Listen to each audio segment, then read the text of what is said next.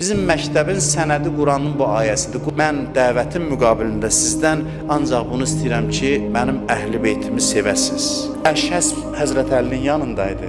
Amma tarixin ən rəzil adamlarından biridir. Həzrət Əlinin də məzlumiyyəti buydu ki, Əşhəs kimlər onun yanındaydı ki, Malik Əşdər başa düşmürdü. Deyirdi, bunun sənin yanında nə işi var? Amma cəmiyyət Əşhəsi təqdim eləmişdi Həzrət Əliyə.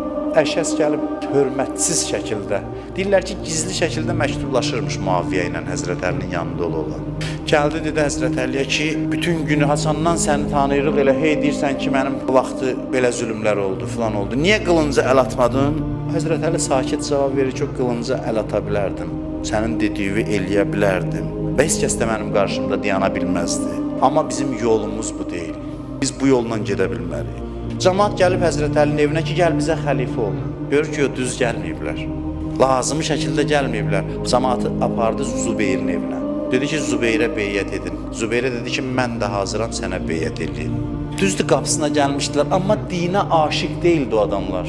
Deyir, dəvəni su içməyə aparırlar, yüyənindən tuturlar.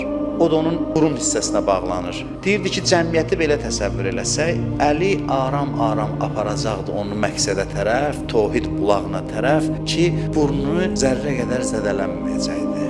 Onun özünə qarşı tələbkar olmağına baxırsınız, arpa çörəyi yeməyinə baxırsınız. O özünə qarşı tələbkardır, sizi özü kimi yaşamağa vadar eləməyəcəkdi. Özü rəsmən deyirdi ki, mənim kimi yaşamağa çalışmayın. Mən rəhbərəm, mən ümmətin imamıyam, mənim vəzifəm başqadır. Mən ən aşağı səviyyədə olan adam kimi yaşamalıyam. Siz gedin, o nemətlərdən istifadə edin.